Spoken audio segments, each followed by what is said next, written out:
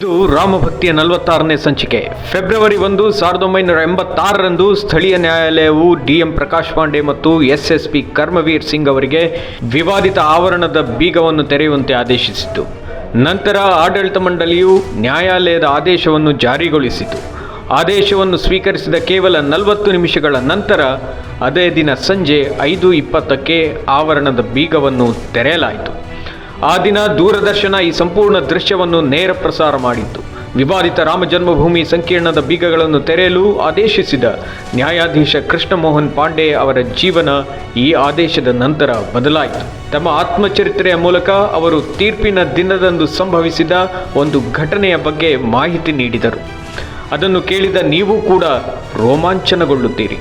February 1, 1986ರಂದು ಈ ಪ್ರಕರಣ ವಿಚಾರಣೆ ನಡೆಯುತ್ತಿರುವಾಗ ನ್ಯಾಯಾಲಯದ ಸಂಕೀರ್ಣ ಛಾವಣಿಯ ಮೇಲೆ ಕಪ್ಪು ಕೋತಿಯೊಂದು ಇಡೀ ದಿನ ಧ್ವಜಸ್ತಂಭವನ್ನು ಹಿಡಿದು ಕುಳಿತಿತ್ತು. ಜನರು ಅದನ್ನು ನೋಡಿ ಆಹಾರ ಮತ್ತು ಪಾನೀಯಗಳನ್ನು ಕೊಟ್ಟರು, ಆದರೆ ಅದು ಏನನ್ನೂ ಸ್ವೀಕರಿಸಲಿಲ್ಲ. ಸಂಜೆ ಡಿ.ಎಂ. ಇಂದು ಪ್ರಕಾಶ್ ಪಾಂಡೆ ಮತ್ತು ಎಸ್.ಎಸ್.ಪಿ. ಕರ್ಮವೀರ್ ಸಿಂಗ್ ಅವರು ನ್ಯಾಯಾಧೀಶರನ್ನು ಅವರ ನಿವಾಸಕ್ಕೆ ಕರೆದೊಯ್ಯಲು ಬಂದಾಗ ಅವರ ಮನೆಯ ವರಾಂಡದಲ್ಲಿ ಕಪ್ಪು ಕೋತಿ ಕುಳಿತಿರುವುದು ಕಂಡುಬಂದಿತ್ತು. ಆಗ ಅದು ಯಾವುದೋ ದೈವಿಕ ಶಕ್ತಿ ಎಂದು ಭಾವಿಸಿ ಆ ಕೋತಿಗೆ ನಮಸ್ಕರಿಸಿದ್ದೆ ಎಂದು ನ್ಯಾಯಾಧೀಶ ಕೃಷ್ಣ ಮೋಹನ್ ಪಾಂಡೆ ಅವರು ಸ್ಮರಿಸುತ್ತಾರೆ.